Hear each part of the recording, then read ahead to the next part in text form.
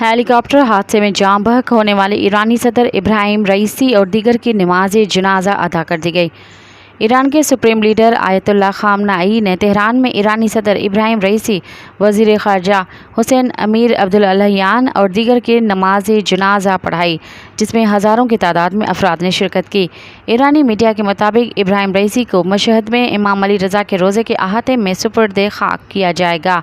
तर्जुमान दफ्तर ख़ारजा के मुताबिक वज़ीर आज़म शहबाज शरीफ मरहूम सदर सैयद इब्राहिम रईसानी और वज़ीर ख़ारजा की शहादत पर ताज़ियत करेंगे। वज़ीर आज़म के हमरा डिप्टी वज़ीर आज़म और दीगर सीनियर वज़ीर भी जाएंगे। तर्जुमान के मुताबिक वज़ीर आज़म शहबाज शरीफ ईरानी सुप्रीम लीडर आयतुल्लाह खामनाई से भी मुलाकात करेंगे, जबकि कायम मकाम सदर डॉक्टर मोहम्मद मुखब्बर से भी मुलाकात में इजहार अफसोस करेंगे।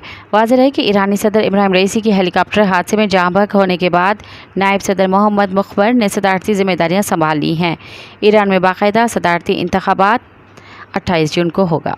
मज़ीद ख़बरन ऐं तफ़सीलात लाइ विज़िट कयो असांजी वेबसाइट www.awamiNewsHD.com ऐं ॾिसंदा रहो अवामी न्यूज़ HD।